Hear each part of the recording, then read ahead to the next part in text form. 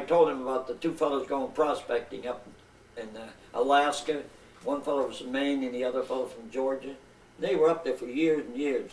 And because they were up there, they met in the service. And then when they got out of the service, they decided to go to Alaska to go prospecting. They get a lot of gold. Well, everybody, I guess, thought that. And this fellow from Georgia, you can imagine him up in Alaska. He never knew what it was to be warm. Mm. He told his friend from Maine, said, anything ever happens to me, don't you bury me in this cold ground. He said, cremate me and send my ashes home. Well, 15 years had passed, and he did pass away. The fellow from Maine said, geez, what am I going to do? You know, remote country and all this. Remember that down near the shore there, they weren't far from the ocean, like, there was a ship had been frozen in the ice because it was no more good. Well, he had been aboard this fellow from Maine. He said they had a big boiler room in there. But he took his friend on the dog, with the dog team over there on the sled. And he got all the wood he could find, he piled in there. Then he put his friend up on top of it.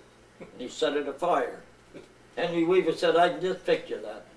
Set that on fire, and he closed the door, and he said, well, so many hours, and he'd be just ashes, and I'll come back and get him.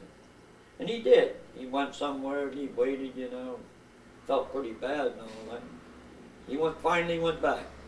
He opened the door, and the flames, of course, up there, and there that fellow from Georgia was sitting on top of it. He said, close that damn door. That's the first time I've been warm in 15 years.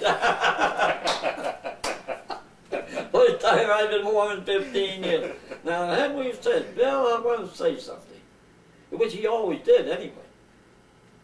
I can't figure out how the hell a man could make a story like that up. Well, I said... it's a gift. Well, Byron said he believed a lot of them were from real life, but then they'd added to them, you know, sure. Yeah.